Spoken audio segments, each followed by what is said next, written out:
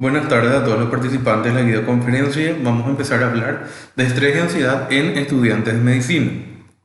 Para los que no me conocen, yo soy el doctor José Nicolás Ayala Servín, doctor en Medicina y Cirugía de la Universidad Nacional de Asunción. Actualmente me dedico a hacer la especialidad de psiquiatría clínica. Si uno hace una investigación justamente de temas de ansiedad y depresión en estudiantes de medicina en un buscador científico, vemos múltiples investigaciones en todos los años sobre este tema.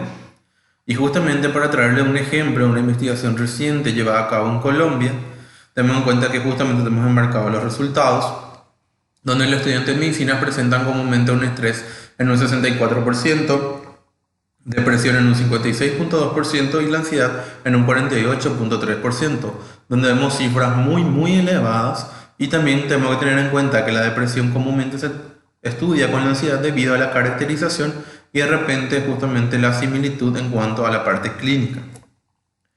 En cuanto a la salud mental, para definir primero tenemos que ver que la salud mental abarca una amplia gama de actividades directas o indirectamente relacionadas con el bienestar de la persona. Y tenemos que repasar siempre el concepto que imparte la OMS de salud, que era completo estado de bienestar físico, mental y social, y no solo la ausencia de afecciones o enfermedades. Justamente la salud mental tiene como objetivos principales la promoción del bienestar, la prevención de los trastornos mentales y sobre todo su tratamiento y su rehabilitación. Algunos datos importantes que destacar de la salud mental. Tenemos que tener en cuenta que los trastornos mentales neurológicos y por consumo de sustancias, es decir, drogas, constituyen el 10% de la carga mundial de morbimortalidad según la OMS y el 30% de enfermedades no mortales. También tenemos que tener en cuenta que uno de cada 5 niños o adolescentes tiene un trastorno mental, específicamente yéndonos a la rama subespecialidad de lo que sería la psiquiatría infanto-juvenil. La depresión afecta a 264 millones de personas y es una de las principales causas de discapacidad a nivel del mundo entero. Y cada año se suicidan 800.000 personas, cada 40 segundos una persona se quita la vida según las estadísticas actuales de la OMS. Tenemos que tener en cuenta que una de cada 9 personas tiene un trastorno que ya pasa a ser de moderado a grave e incapacitante. Las personas que tienen trastornos mentales graves mueren 10 a 20 años antes que el promedio de la edad media que la población general, incluso dependiendo de cada país. Y también hay que tener en cuenta cómo también estamos, por ejemplo, afectados económicamente en algunas épocas del año. La economía mundial pierde cerca de $1 billón al año en productividad debido principalmente a trastornos de ansiedad y depresión en la población. Entonces, si vamos a hablar un poco más de lo que es estrés y ansiedad, y no olvidar que la depresión va de su mano, ¿cómo podemos seguir conociendo qué son, cómo se manifiestan y qué podemos hacer? Muchas veces tenemos esta imagen que le traigo, que es muy simpática, que durante el día nos despertamos cansados, trabajamos, estamos cansados, a veces hacemos algo con ocio y nos sentimos cansados y al final cuando nos acostamos a dormir no podemos dormir. Son mucho de lo que tiene que ver o reflejar la sintomatología de la parte de una persona ansiosa, que justamente tenemos lo que es la parte de no sentirse bien, el insomnio, el cansancio excesivo, la astenia, etc. Tenemos que tener en cuenta que el estrés se define por la OMS como el conjunto de reacciones fisiológicas que prepara el organismo para una acción. El estrés justamente tiene ese fin de preparar al cuerpo ante un hecho que va a suceder como respuesta. Por eso decimos que se trata de un sistema de alerta biológico que es necesario para la supervivencia y superar eventualmente actividades. Cualquier cambio o circunstancia diferente que se presente en nuestra vida genera un estrés, ya sea positivo o negativo. Aunque también el grado de estrés y cómo afecta al cuerpo humano y a la persona depende sobre todo de lo que sería la parte de su estado físico y su estado químico. Y también no olvidar obviamente la parte psíquica. ¿Qué entendemos por estrés? Entonces entendemos por estrés como el sistema de alerta biológico necesario para la supervivencia. Cualquier cambio o circunstancia diferente puede generar estrés en la persona y también va a depender, como dijimos, del estado físico o psíquico. Tenemos que tener en cuenta que un determinado grado de estrés estimula al cuerpo a que justamente pueda realizar cierto tipo de actividades o superarse y permite que éste alcance su objetivo, lograr las metas, cumplir justamente algunas cosas que tenemos en mente para un futuro y posteriormente tenemos que volver a un estado basal o normal cuando este estímulo haya cesado o haya terminado. Cuando esta sensación se mantiene por un tiempo, ahí es lo que llegamos a un estado de agotamiento y ahí ya empezamos a hablar que el estrés tendría un efecto patológico en la persona. Por ejemplo, en los estudiantes, un estudiante ante un examen o ante una amenaza comúnmente presenta un cuadro de estrés y en teoría tiene que ser que cuando supere el cuadro del examen o el cuadro que le está amenazando, el estado basal tiene que volver, es decir, la persona tiene que volver a tranquilizarse, a relajarse, etc. Si la persona sigue tensionada por varios tiempos, y lo que el estrés ya en vez de ser como algo para lograr esa meta, que en este caso era el examen, o lograr algo parte de la supervivencia, ya se empieza a volver patológico debido a que no alcanzamos el estado basal de tranquilidad de la persona. Los tipos de estrés tenemos miles de formas, pero vamos a dividir una forma bastante característica, que el estrés agudo, que es decir, a corto plazo, es el estrés común y es un estimulante a dosis bajas. Comúnmente puede tener una respuesta cardiovascular, metabólica, hormonal, inmunológica y sobre todo cognitivo-conductual, es decir, la parte del comportamiento. Y sobre todo el estrés agudo es como una parte de adaptación. Por eso justamente ante una amenaza, el estrés agudo nos ayuda a adaptarnos a esa amenaza y poder superarla. Después podemos tener un estrés agudo episódico, que son cuadros repetitivos o constantes, pero lo que más nos afecta es el estrés crónico, que es un sufrimiento sin esperanza, es decir, a larga data. Eso ya tiene justamente y puede generar síntomas somáticos como la hipertensión, resistencia insulínica, disregulación, por ejemplo, del eje hipotálamo hipófiso adrenal, inmunopatológicamente y sobre todo ahí ya empezamos a hablar del estrés como una alteración psiquiátrica. Y cuando tenemos todo este cuadro que les mencionamos, ahí ya pasa a ser de un proceso adaptativo a un proceso patológico. El estrés, como podemos ver, tiene justamente un efecto principal a nivel de lo que sería, por ejemplo, el CRH, ACTH y sobre todo influye de manera otra vez a nivel del cortisol. Por otro lado, tiene esos efectos en el locus coeruleus y en la médula adrenal, donde genera una activación del sistema nervioso autónomo.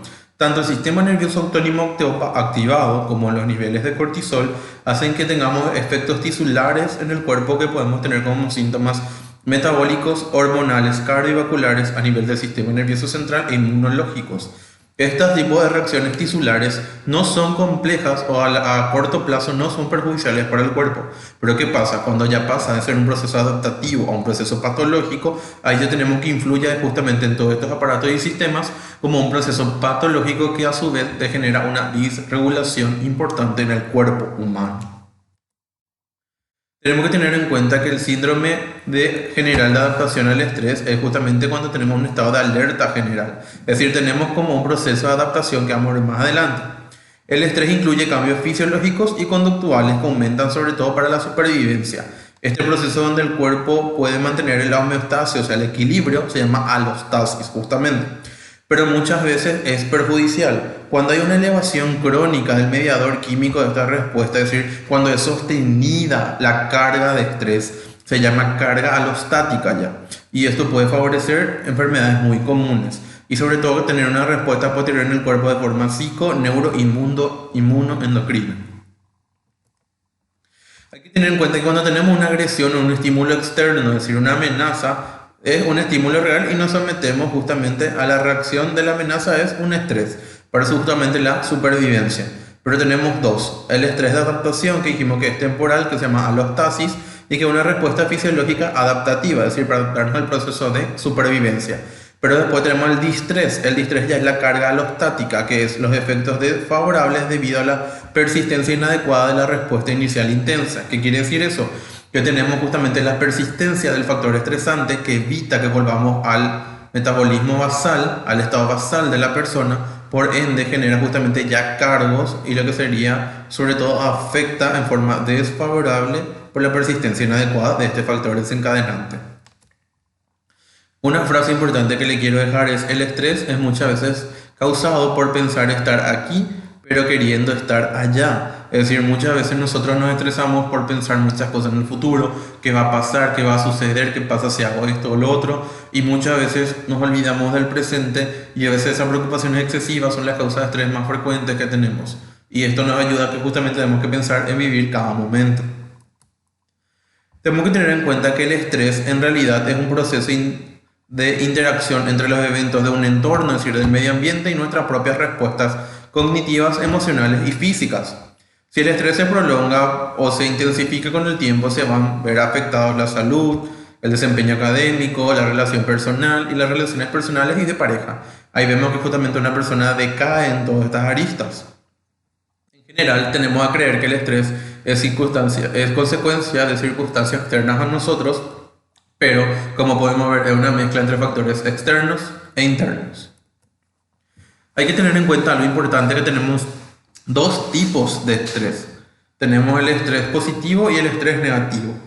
El estrés positivo es cuando las causas más bien son temporales y pasajeras y manejables, por lo que el efecto que genera es la recuperación del organismo para volver a estar en su capacidad suficiente y volver a enfrentar otra situación de tensión. ¿Qué quiere decir? Son aquellos estrés que vienen, solo son por un tiempo, pasan y el cuerpo vuelve a lo normal. El ejemplo primero que dijimos, un examen comúnmente. A veces tenemos un examen, estamos estresados hasta que llega el examen, pasamos a ese examen y van a ver cómo ustedes se van tranquilizando, ¿verdad? Entonces justamente es algo temporal que pasa y al relajarse prepara el cuerpo para que ustedes puedan enfrentar otro tipo de adversidad.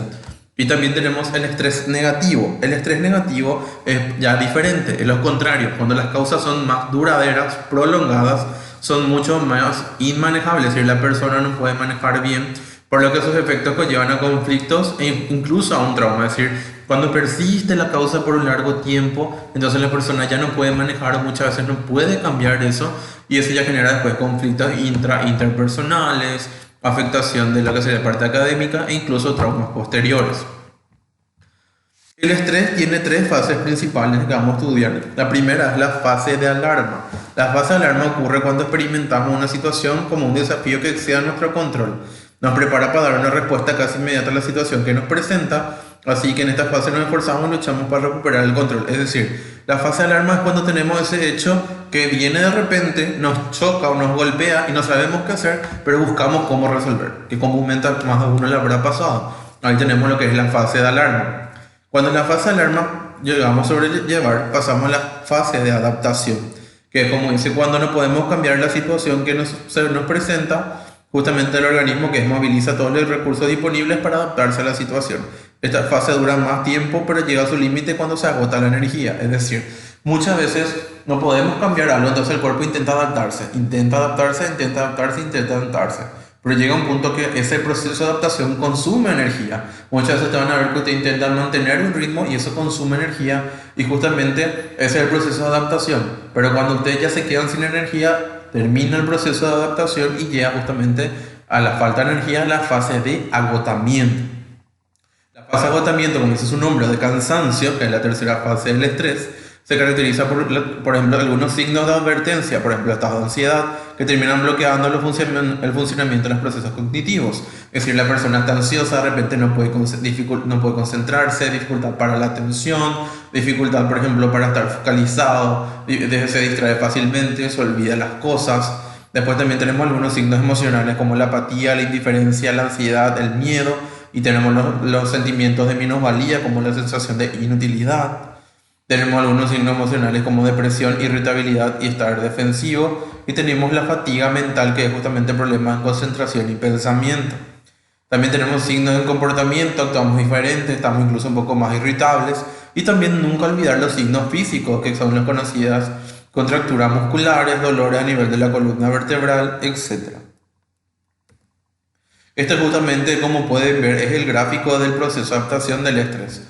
Nosotros estamos normalmente y recibimos un estímulo que sería el estrés y ingresamos a lo que sería la fase de alarma. Una vez que ingresamos a la fase de alarma, entramos en un proceso leve de fatiga, que es el choque, donde chocamos con el estrés, y tenemos un efecto de contrachoque donde empezamos a compensar, y ahí iniciaría la fase 2, que es la fase de resistencia o la fase de adaptación que vimos hace rato. Una vez que estamos en la fase de adaptación, empezamos justamente a intentar llevar a un nivel hasta volver a lo que estábamos antes, pero ¿qué pasa? Mantenemos, pero vamos gastando energía. Entonces usamos esa energía justamente para poder compensar y adaptarnos a ese estrés, y llega un punto, que es la tercera fase, donde la energía ya se nos acaba y empezamos a declinar y empezamos a tener una pérdida de forma en la fase de agotamiento. Entonces justamente ahí tenemos tanto los síntomas clínicos, físicos, conductuales y emocionales. Tenemos que tener en cuenta que en cuanto tenemos un estrés, tenemos eventos vitales principales, ya sean ambientales, un trauma o un abuso. El estrés percibido siempre vamos a tener como una amenaza de desamparo o una vigilancia, y vamos a tener respuestas conductuales, sensación de lucha o huida, conducta personal, dieta, algunos fuman más, beben más, hacen más ejercicio. También tenemos diferencias individuales que nos desarrollan sobre todo cómo vamos a representar o cómo vamos a luchar contra los factores estresantes, que está muchas veces basado en los genes, el desarrollo propio, en la experiencia, y por ende podemos tener una respuesta fisiológica. Ahí tenemos la alostasis, que justamente ayuda al proceso de adaptación y nos protege. Pero cuando esta justamente sigue la carga de estrés percibido y seguimos con unas cargas que superan la alostasis, es decir, superan la adaptación, tenemos ya la carga alostática. Y la carga alostática per se sí ya produce un daño en el cuerpo. Dentro de los mediadores de la respuesta al estrés tenemos justamente las hormonas, principalmente las hormonas del eje: hipotálamo, hipófisis, adrenal, a las catecolaminas y otras monoaminas, a neuropéptidos en el cuerpo, al sistema nervioso autónomo y a citoquinas pro y antiinflamatorias. Dentro de la fisiopatología propia del estrés tenemos principalmente cambios conductuales, incrementos del estado de alerta, es decir, estamos justamente más atentos a lo que puede pasar gracias al mayor tono simpático, aumenta la capacidad cognitiva, tenemos a veces sensación de euforia, analgesia por la mayor liberación de opioides endógenos, y también tenemos estados depresivos por la disminución en la recaptación de serotonina. También podemos tener cambios cardiovasculares debido a una respuesta autónoma simpático-adrenérgica, mayor tono cardiovascular, mayor vasodilatación muscular, mayor frecuencia respiratoria y metabolismo intermediario. Pero también podemos tener inhibición de funciones vegetativas, ya sea la alimentación, reproducción, crecimiento e inmunidad. Por eso disminuye la conducta alimentaria y sexual. La persona comúnmente puede tener anorexia, fiebre, cambio en el patrón del sueño debido a la participación de las citoquinas y, por ejemplo, la parte de lo que sería la interleucina número 1. Podemos tener también cambios metabólicos y hormonales como aumento de las hormonas contrainsulares, el aumento del cortisol. También tenemos aumento del apetito en algunas personas debido al aumento de la grelina y disminución de la leptina, y eso puede ocasionar en las personas con estrés y ansiedad mayor cuadro de sobrepeso y obesidad, porque la persona utiliza justamente el alimento como algo para calmar este aumento de apetito y justamente por ende calmar sus síntomas de estrés y ansiedad, pero como forma adversa presenta aumento del peso. Tenemos depresión gonadotropa, aumento de ADH y activación del sistema renina, angiotensina, aldosterona. También podemos tener incluso una activación de los sistemas biológicos en cascada en situaciones mucho más graves. Por ejemplo, activación del sistema del complemento, el sistema de coagulación, la fibrinólisis y de citocinas. Y sobre todo hay que tener en cuenta que el estrés en forma aguda o crónica, pero obviamente en crónica es peor, pues ayuda a cambios hormonales importantes, ya sea de corticosteroides, catecolaminas y opioides endógenos, por lo cual va a presentar un efecto inmunodepresor en el cuerpo, es decir, ante cuadros de estrés el estado de defensa del cuerpo disminuye y el cuerpo es más predisponente a padecer ciertas patologías. Justamente acá tenemos lo que es una parte importante que tenemos que tener en cuenta, que influyen los factores genéticos que son internos y los factores ambientales que son externos. Y tenemos que el estrés puede influir justamente en la activación del eje hipotálamo, hipófisis, adrenal, sistema nervioso autónomo, que van a liberar múltiples sustancias a lo que sería como neurotransmisores, generan síntomas somáticos como hipertensión arterial, arritmia, respuesta insulínica, dislipidemia, diabetes, apnea, mayor coagulabilidad, disminución de la fibrinólisis.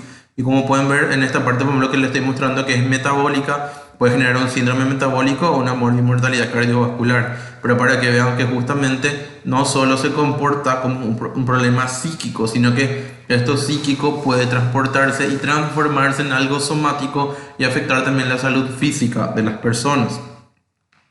El estrés tiene algunos elementos importantes que son la variable situacional, la variable individual y las consecuencias propias del estrés.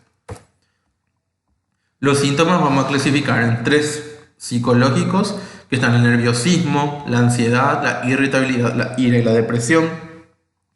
Los síntomas fisiológicos, que tenemos hipertensión arterial, taquicardia, cefalea, insomnio y trastornos digestivos. Y los síntomas conductuales, que tenemos el aburrimiento, la divagación, incluso algunos al abuso de alcohol, de tabaco y consumo de otras sustancias. Quiero que sepan como ustedes, como estudiantes, que todo el mundo pasamos por ser estudiante un momento en la vida y sabemos lo pesado que puede ser la carrera. Ustedes no tienen la obligación de ser la misma persona que fueron hace un año o hace 6 meses, ni siquiera la misma persona que fueron la semana pasada. Tienen derecho a crecer como persona, de hacer cambios que mejoren la vida de ustedes y de evolucionar, sin ningún arrepentimiento y ni disculpas. Muchas veces nosotros nos estresamos en forma mental porque nos hacemos ideas que a veces no son ciertas. O muchas veces nos estresamos por cosas que hicimos en el pasado o por cosas que vamos cambiando. Cada persona va cambiando cada día y es una forma de crecer. Y no tienen que sentirse mal en ningún momento y en cambio seguir avanzando. Dentro del estrés tenemos que destacar otra vez las causas profesionales.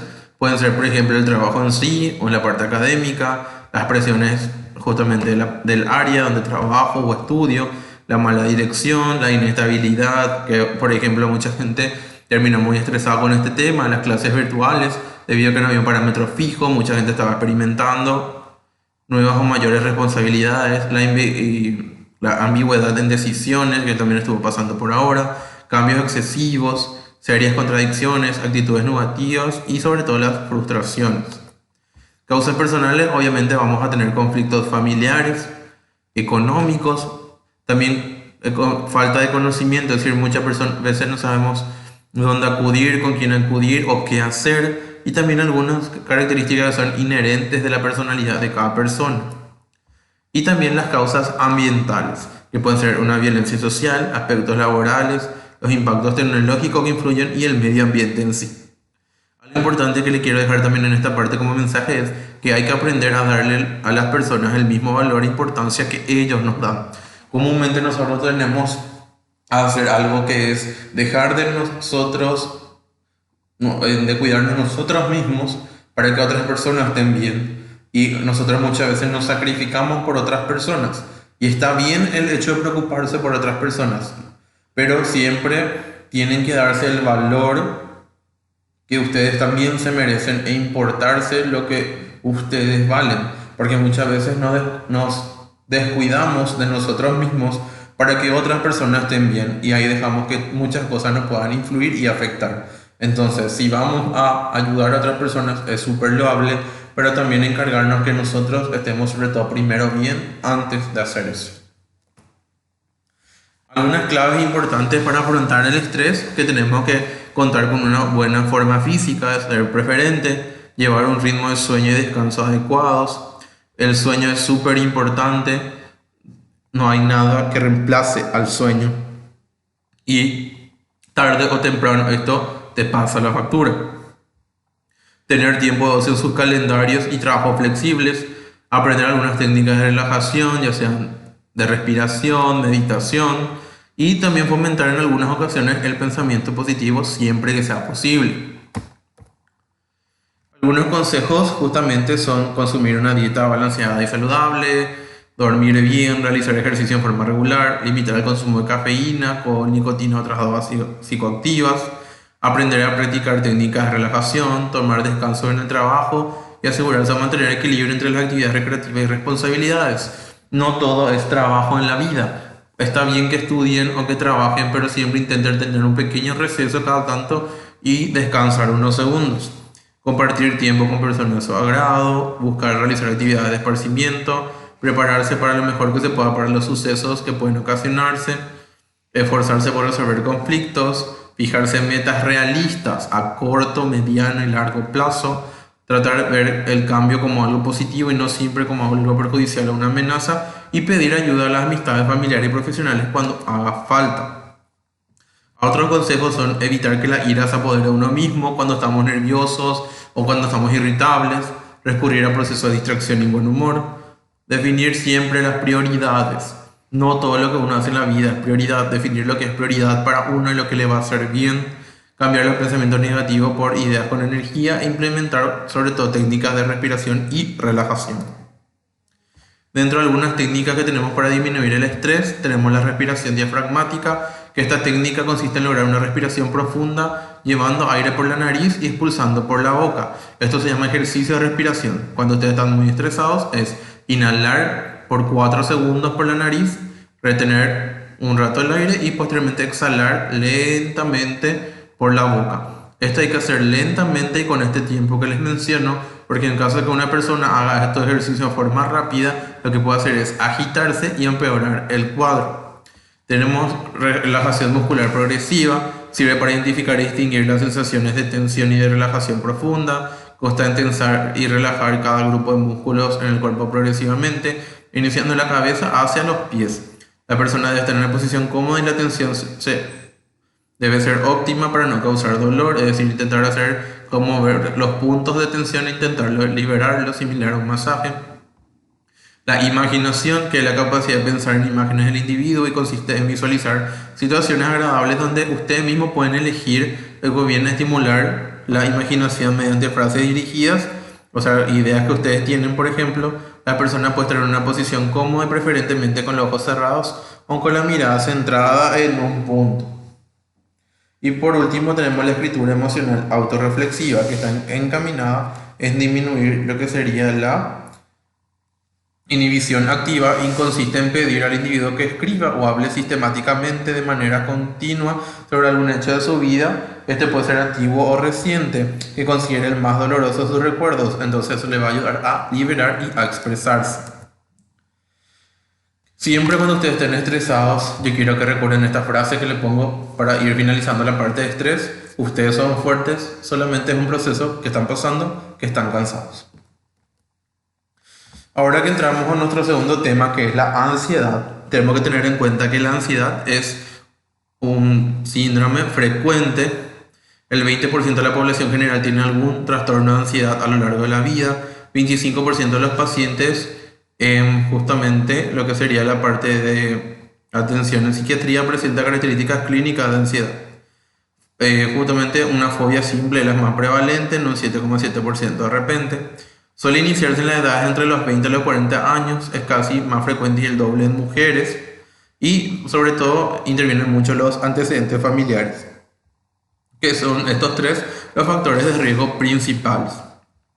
Se caracteriza por un miedo, respuesta emocional ante una amenaza, ansiedad, respuesta anticipatoria, o sea que algo va a pasar, excesiva junto a alteraciones conductuales, por ejemplo las evitaciones, y afectan sobre todo la funcionalidad de la persona.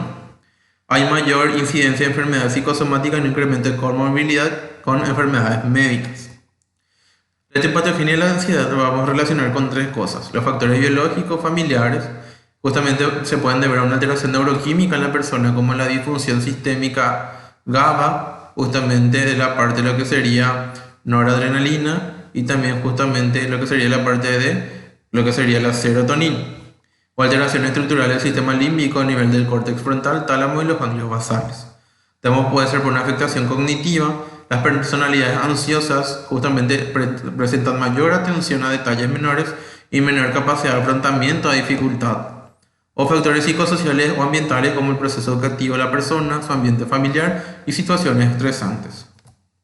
La clasificación de los trastornos de ansiedad justamente se pueden dividir de dos formas, debido a un libro o manual que llamamos DSM-5, que es el Diagnostic and Statistical Manual of Mental Disorders, que más comúnmente usamos y está hecho por la Academia Americana de Psiquiatría, o el CIE-10, que justamente estableció lo que sería la parte de la Organización Mundial de la Salud para clasificar. Y estas son todas las formas de trastornos de ansiedad que una persona puede presentar, y estas son la codificación de acuerdo al libro que utilizamos. La ansiedad se caracteriza por presentar como una clínica. Puede ser justamente una preocupación excesiva, expectación aprensiva, es decir, la persona está constantemente pendiente de lo que va a pasar sobre los acontecimientos o actividades. Al individuo le resulta difícil controlar ese estado de constante preocupación y comúnmente tiene 3 o más de estos síntomas, es decir, la persona tiene inquietud o impaciencia, suele estar bastante inquieto, fatigabilidad fácil, suele estar cansado, dificultad para concentrarse o tiene en algunas ocasiones mente en blanco, suele estar irritable, tensión muscular y puede tener una alteración en el sueño. Y dentro de la alteración en el sueño la persona puede tener una dificultad para conciliar, es decir, para empezar a dormir o para mantener el sueño, que quiere decir que por ejemplo duerme pero se va despertando varias veces a la madrugada, y esto puede terminar en un sueño no reparador.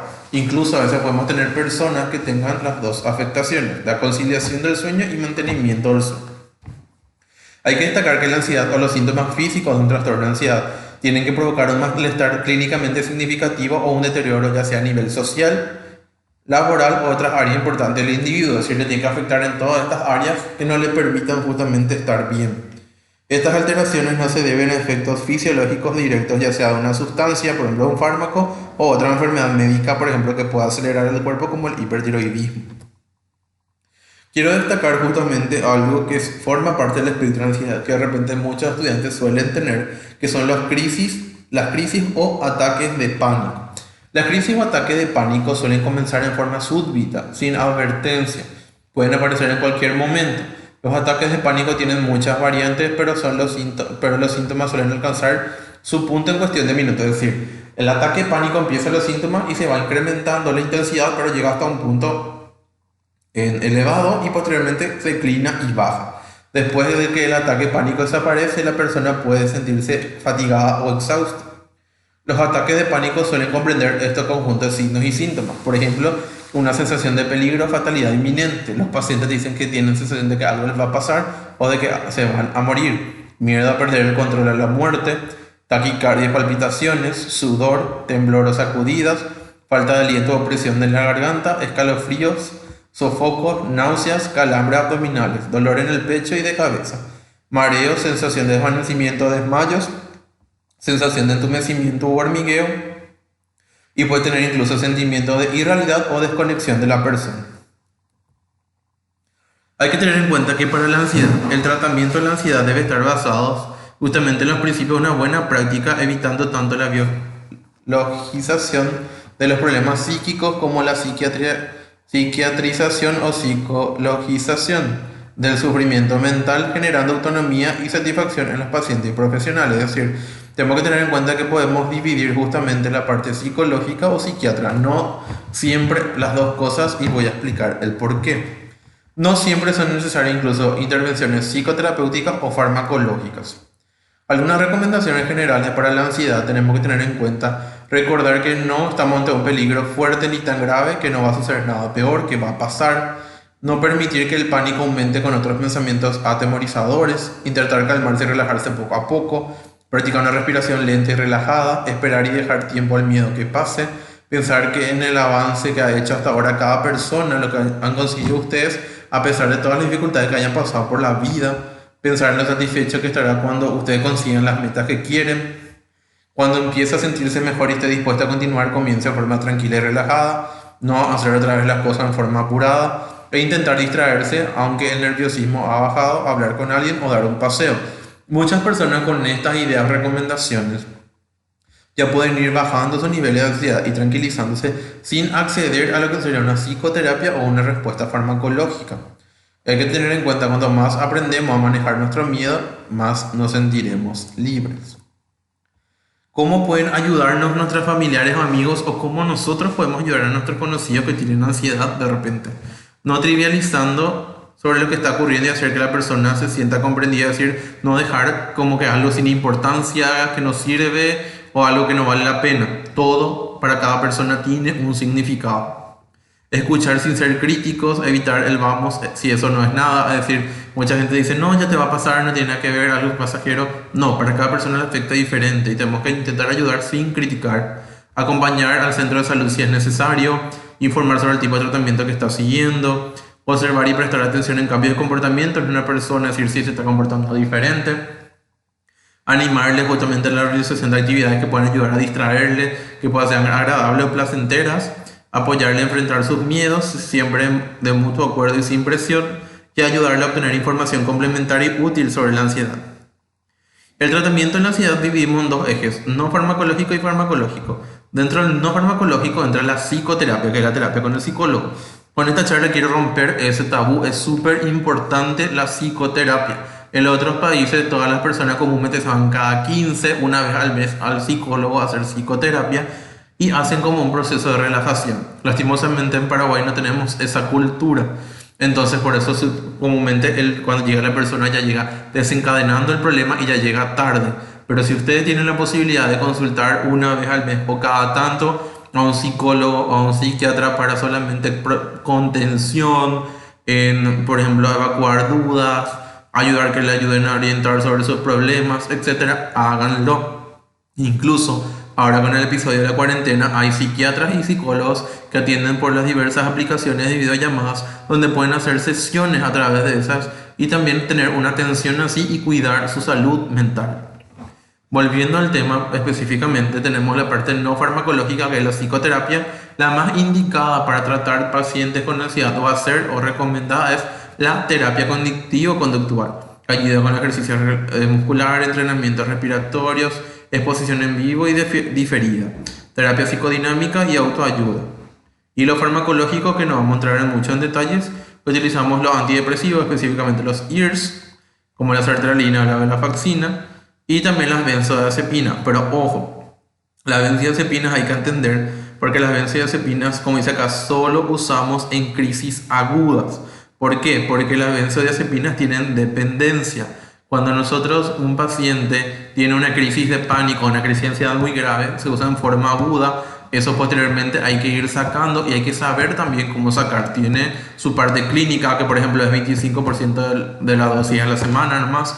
Es lo que uno puede ir retirando una benzodiazepina, porque después uno puede tener efecto de síndrome de abstinencia a la benzodiazepina, que es mucho peor. Y también está el tema de la dependencia. Así que siempre hay que intentar hacer primero lo no farmacológico. En caso que tengamos una crisis aguda muy grave, siempre va a ser farmacológico y no farmacológico. Es decir, la parte de la psicoterapia siempre va a estar, preferentemente, ¿verdad? Pero hay que tener en cuenta justamente esta especificación en cuanto a cuando uno va a acceder a medicación, porque a veces los efectos adversos pueden ser peor y generar cuadros de ansiedad más graves e incluso desatar crisis de pánico. Y de repente algunas cosas que le quiero dejar para que vean son los criterios de derivación. Muchas veces vamos a tener un compañero, un amigo, un familiar que de repente va a estar un poco más grave y ahí tenemos que derivarle ya sí o sí a una atención psiquiátrica para una evaluación. Y cuando, por ejemplo, cuando tenemos dificultad o una duda diagnóstica, no estamos pudiendo ver qué pasa, hay una comorbilidad psiquiátrica, un cuadro clínico complejo, es decir, esta persona ya tiene un cuadro psiquiátrico de base o una enfermedad clínica de base. Cuando el paciente presenta ideación suicida, muchas personas con ansiedad o estrés presentan ideación suicida. Entonces, cuando tenemos ideación suicida, es criterio de consultar con un psiquiatra urgentemente. Cuando justamente la ansiedad se eleva más de 12 semanas, posteriormente incluso con tratamiento y terapia. Cuando los síntomas ya son muy incapacitantes las personas, así tenemos personas que tanto miedo no quieren salir de la casa, que ya renuncian a su trabajo, etc. Cuando se supone justamente necesidad de psicoterapia y si el profesional no se ve éticamente capacitado para asumir al paciente, entonces por ende tienen que buscar otro que tenga mayor conocimiento. Aparte también hay que respetar las disciplinas. La psicología nutre de una forma y la psiquiatría en otra. Cuando la psiquiatría cuando la psicología a lo mejor ya no es suficiente, es momento de elevar a una atención psiquiátrica. Entonces, espero que valoren mucho su salud mental, que cuiden muchísimo. Espero que les haya dado varias ideas, varias cosas de cómo surgen estos trastornos, cómo nos ocasionan, cómo se presentan, cuáles son los síntomas físicos, cuáles son los síntomas emocionales y cómo podemos hacer. Incluso cerramos con los criterios de derivación o en caso de gravedad. Hay que tener en cuenta que la salud es lo más importante, por lo que ningún trabajo vale la pena el sacrificio de la misma. Aprendan a controlar la tensión, respiren y vuelvan a intentarlo. Cuídense ustedes. Si ustedes no se cuidan, nadie hará por ustedes. Y justamente me quiero despedir con esto. Le agradezco muchísimo a la Asociación UPED por la oportunidad de poder dar este taller sobre estrés y ansiedad. Es un tema bastante importante, creo yo, en los estudiantes de medicina, que muchas veces se deja de lado, pero la idea es justamente que tengamos, porque muchos de nosotros pasamos por lo mismo. Yo también en mi época de estudiante. Cuídense. Acá les dejo mis redes sociales, mi número de teléfono, cualquier duda, cualquier consulta. Yo trabajo en un hospital donde tenemos atención justamente para estudiantes, incluso urgencias, etcétera, apoyo, tanto psiquiátrica como psicológica, a las órdenes para lo que necesiten o cualquier tipo de consulta. Quédense en su casa, cuídense por el tema del coronavirus, incluso muchos temas de ansiedad y depresión estuvieran más exaltados por el tema de la cuarentena del coronavirus, y eso también es un factor desencadenante y estresante, pero justamente es para cuidar nuestra salud que posteriormente volvamos a la realidad. Entonces, muchas gracias por todo esto, espero les haya gustado la charla de hoy y hasta la próxima.